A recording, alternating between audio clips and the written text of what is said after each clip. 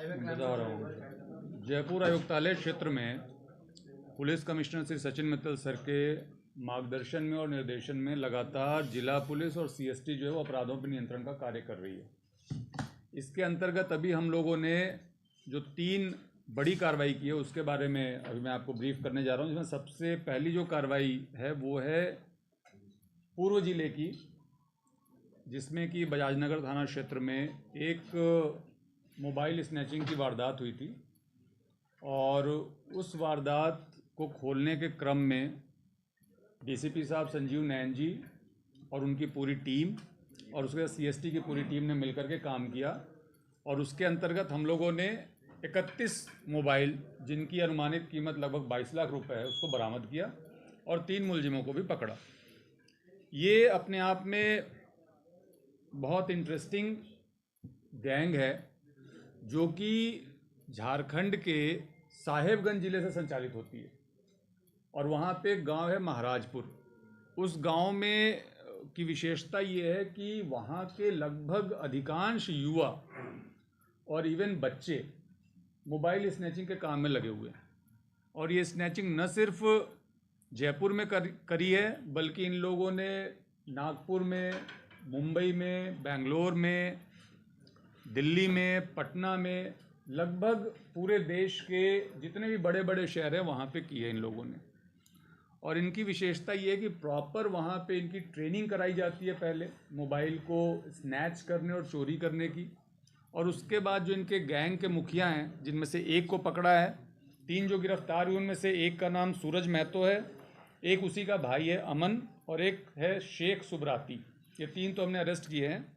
Mainly जो gang को lead करते हैं वो है गोपाल महतो और सूरज महतो, जो दोनों की वहीं के रहने वाले हैं।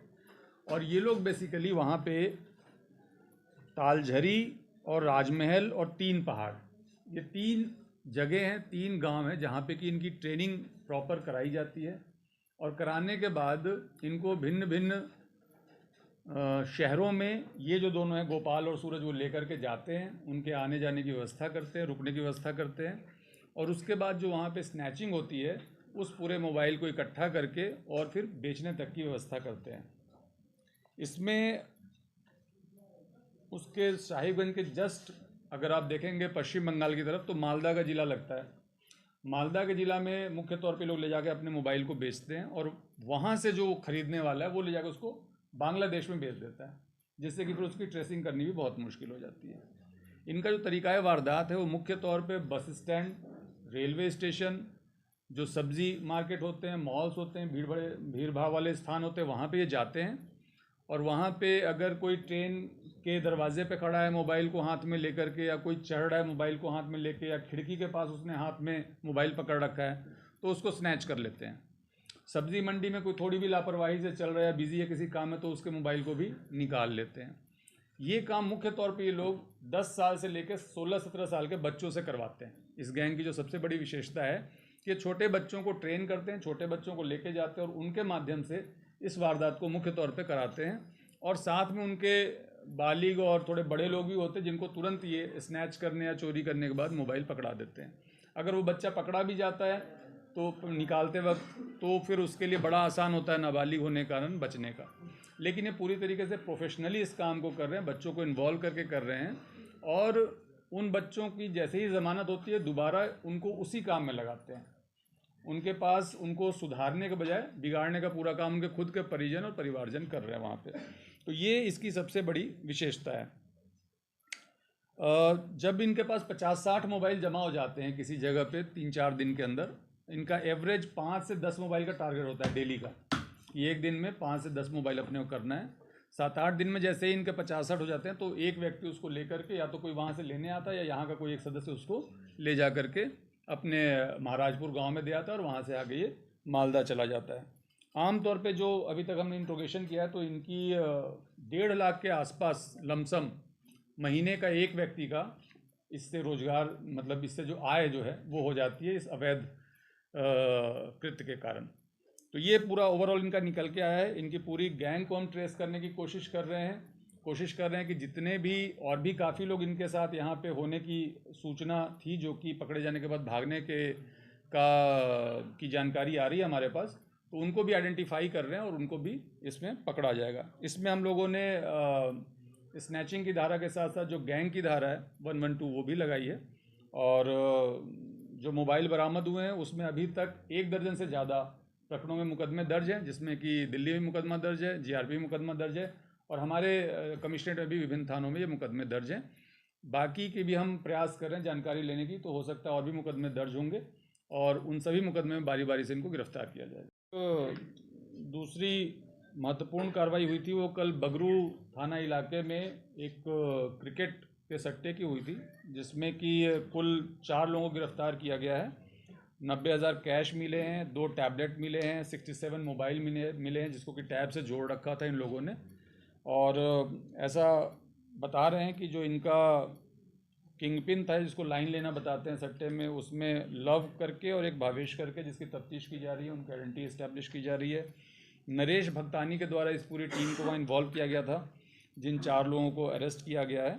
और जो आईडीज़ बनी हुई थी वो एक गैम्बलर के नाम से, एक प्रिंस के नाम से, एक 99 के नाम से, एक एसटीडी के नाम से, 4 आईडीज़ बना करके ये क्रिकेट में उसमें काम कर रहे थे सट्टे का। इसका भी आपको हम डिटेल दे देंगे जिसमें कि इन 4 के नाम भी हैं। और जैसे 2 वाईफाई राउटर मिले हैं, 15 मोबाइल चार्जर मिले हैं, एलईडी मिली है, तो ये सारी चीज़ें डिटेल के साथ अभी आपको शेयर कर देंगे। तो ये कार्रवाई कल बगरू थाना इलाके में हुई थी। इसमें हम लोगों ने अभी अपने साइबर टीम को भी इन्वॉल्व किया है और जानने की कोशिश कर रहे हैं कि कितनी जगहों से पैसा आ रहा था। ये बता रहे हैं कि महादेव और महाकाल टाइप के जो ऐप्स हैं उसका यूज़ करते हैं। तो इस विषय में भी टेक्निकल टीम जो है वो उसको देख रही है और उसके बाद उसकी पूरी जानकारी सामने आ जाएगी। ये 4 लोग कौन है? ये नाम इसमें दे रखे हैं, हम ये शेयर कर देंगे आपको। बड़ा सटोरिया है जयपुर का, इसके साथ जो भी राजन जैन, ये भी इनसे पूछताछ होगी क्या?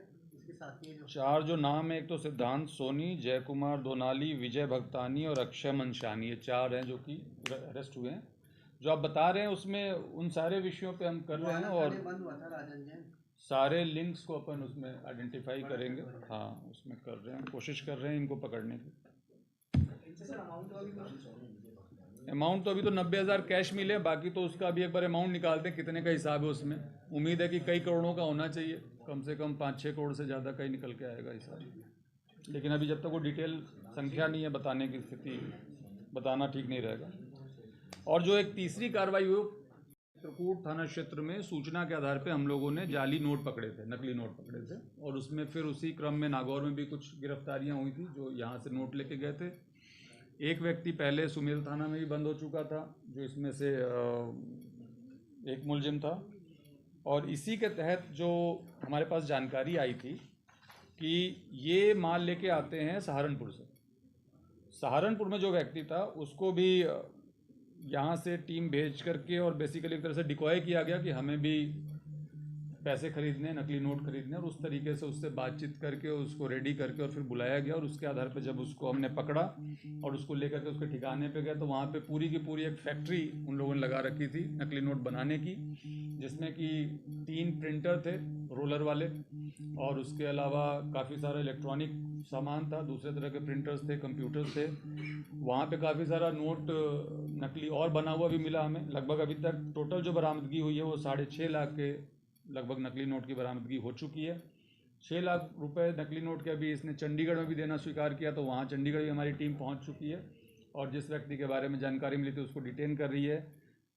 3 लाख के लगभग नकली नोट कश्मीर भी भेजे गए हैं, वो भी बात इसमें एक निकल के आई है। तो एक अलग एंगल है जिसके ऊपर अभी हम लोग डेवलप करने की कोशिश कर रहे हैं कि ये बात कितनी सही है और अगर कश्मीर गया है एक्चुअल में तो किसके पास गया है, किस उद्देश्य से गया है।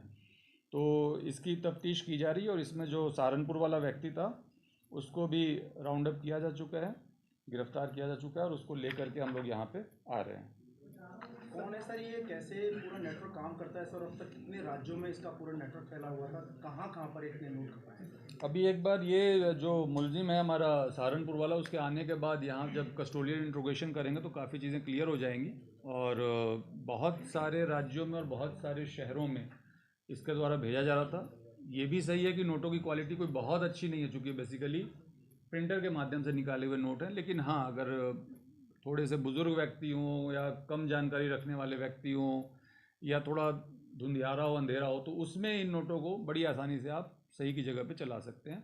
1 लाख के बदले 3 लाख ये लोग नकली नोट वहाँ पे दे रहे थे। तो इस पूरे गैंग के बारे में अभी और डिटेल में आपसे जब इनको लेके आएंगे तो बातचीत करेंगे। सर और कितनी गिरफ्तारी बाकी है इसमें जैसे पंजाब चंडीगढ़ वाला आपको बताया तो उसको अभी अरेस्ट कर रहे हैं। इसके बाद जो लीड अपने पास कश्मीर की आ रही है, अगर वो प्रूव हो जाती का एक्चुअल में दिया है तो उनको भी अरेस्ट करेंगे। तो जहाँ तक ये तार जाएंगे उन सभी को अरेस्ट करेंगे। कितने समय से चल रहा था सर ये पूरा नेटवर्क, कुछ आया सर? अभी तक जो जानकारी है उसमें तो 2 साल के लगभग, तो ये जो यहाँ जो चौधरी जिनको अरेस्ट किया था वही बता रहा था। उसके अलावा हो सकता है कि और उसके पहले से चल रहा हो, तो मुख्य मुलजिम के आने के बाद वो चीज़ क्लियर हो जाएगी। इस पूरी कार्रवाई में जो है वो सीएसटी टीम ने और जिलों की टीम ने बहुत अच्छा काम किया है। उन सभी के नाम प्रेस नोट में हैं और जिन लोगों ने इसमें अच्छा काम किया उन लोगों को समुचित रिवॉर्ड भी किया जाएगा और बहुत अच्छा काम करने वालों को जो है वो विशेष पदोन्नति के लिए भी प्रस्ताव बना के भेजा जाएगा। बेसिकली कितने सालों से कर रहे थे? बताया जा रहा है कि 8 से 10 साल हो गए थे इनको बेसिकली इस काम को करते हुए। कितने मोबाइल अब तक ये पहुंचा चुके हैं? इन लोगों ने लगभग जो आप बता रहे हो 8 से 10 साल से काम कर रहे हैं और 10 साल की उम्र से ये लोग काम करना शुरू कर देते हैं, इसमें उनको इन्वॉल्व कर देते हैं उन बच्चों को।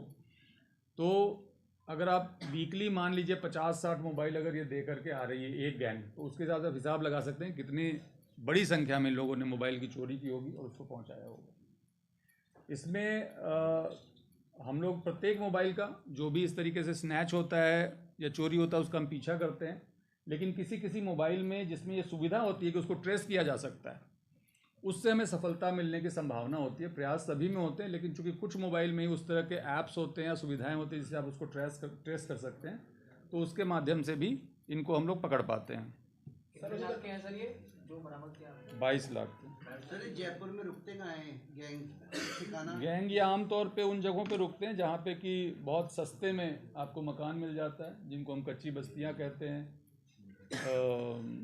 वैसी जगहों पे ही आमतौर पे लोग रुकते हैं। सर भोपाल का क्या रिकॉर्ड है सर? बेसिकली बड़ा सरगना बताया जा रहा है पूरा। भोपाल का रिकॉर्ड पता कर रहे हैं, मुकदमे इसके काफ़ी होने चाहिए। 2-3 मुकदमे तो कल मौखिक तौर पे बता रहे थे वो लोग, लेकिन मेरे ख्याल से इसके दर्जनों मुकदमे होने चाहिए। कई जगहों पे गिरफ्तारी हुई है, रांची में गिरफ्तारी हुई है, पटना में गिरफ्तारी हुई है, तो काफ़ी मुकदमे निकल के आने चाहिए। आईफोन का मोबाइल भी सर बेसिकली इनसे बरामद हुआ अभी, नहीं, और आईफोन के मोबाइल भी ये शायद मदरबोर्ड चेंज करके बेचते हैं, क्या करते हैं सर? 7 मोबाइल तो आईफोन बरामद हुए हैं जो कि काफ़ी महंगे हैं, 1.25 लाख 1.5 लाख इस तरीके के हैं। उसके अलावा 22 जो मोबाइल है वो भी महंगे ही मोबाइल हैं, स्मार्टफोन्स हैं सारे के सारे जो कि एंड्रॉयड हैं। मान के चल सर बांग्लादेश से बाकायदा साइबर क्राइम का पूरा रैकेट चल रहा है। नहीं, ये साइबर क्राइम की इसमें बात नहीं हो रही है, ये तो मोबाइल स्नैचिंग की बात हो रही है। सर यूज में कहाँ है बांग्लादेश में? क्यों यूज़ में तो ये लोग बांग्लादेश में जब बेच देते हैं तो वहाँ के लोग यूज़ करते हैं, उसका अभी ऐसा कोई प्रमाण नहीं है कि कोई साइबर क्राइम में इस्तेमाल में लिया जा रहा है। सामान्य फ़ोन की तरफ पे भी उसका इस्तेमाल हो रहा होगा। ये पूरा का पूरा गांव है, लगभग इसकी आबादी 2,500 की संख्या उस गांव की आबादी है, और जो उसमें बहुत सारे परिवार जो हैं वो सभी एक दूसरे से सीख करके, चूँकि उनको दिखता है कि इतने पैसे आ रहे हैं घरों में, तो उनको एक मोटिवेशन मिलता है इससे, और उसके माध्यम से वो लोग एक तरीके की ट्रेनिंग भी, फॉर्मल ट्रेनिंग प्राप्त करते हैं और फिर इस धंधे में उतर आते हैं। बिल्कुल, झारखंड पुलिस कार्रवाई करती है, बहुत सारी गिरफ्तारियां की है झारखंड पुलिस ने, और हमारी पुलिस का भी लगातार सहयोग कर रही है और जानकारी दे रही है। सर एक आखिरी सवाल और, ये कोई रेट कार्ड भी सर इन्होंने निर्धारित किया हुआ है? हाँ, इन्होंने रेट कार्ड बना रखा है। जो नए मोबाइल हैं वो लगभग 39,000 में इनके बिक रहे हैं, और उसके अलावा 10,000 तक ये रेट जो है इनकी आ रही है।